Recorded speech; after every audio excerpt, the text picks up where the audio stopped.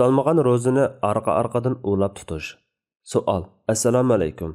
Tug'ut yoki hayz yoki kasallik sababidan bir oy yoki bir hafta Ramazon ro'zasini tutalmagan taqdirda qazosini arqadan ulab qilish kerakmi?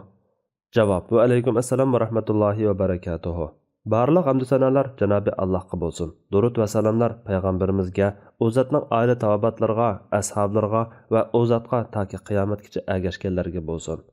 Ba'zi olimlar agar tutolmay qolgan ro'za kunlari arqa-arqadan bo'lsa, masalan, hayzdar holatda yoki kasallik sababidan 15 kun arqa-arqadan ro'za tutolmagan bo'lsa, qazosini qilgandimi o'xshash shaklda arqa-arqadan 15 kun ulab ro'za tutishi lozim deb qaraydi. Ko'pchilik olimlar arqa ulab tutmasimi, aralab tutib olsami bo'ladi deb qaraydi. Buning dalili shuki, Alloh taolo Ramazon oyi insonlarga yo'l ko'rsatguchi, haq bilan nohaqni ayirg'uvchi ro'shan oyatlar bo'lish sifatida nozil qilingan oydir.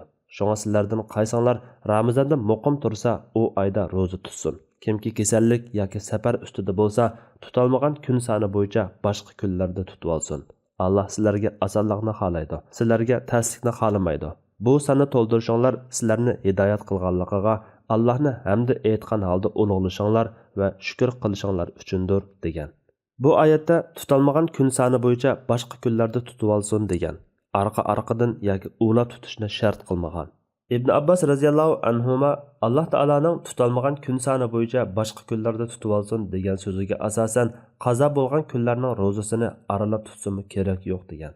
Yuqorqilarga asosan qazosini qilib olish fursati bo'lganda kechiktirmay arqa-arqadan ulab tutib olib, gardinidan saqit qilgan yaxshi.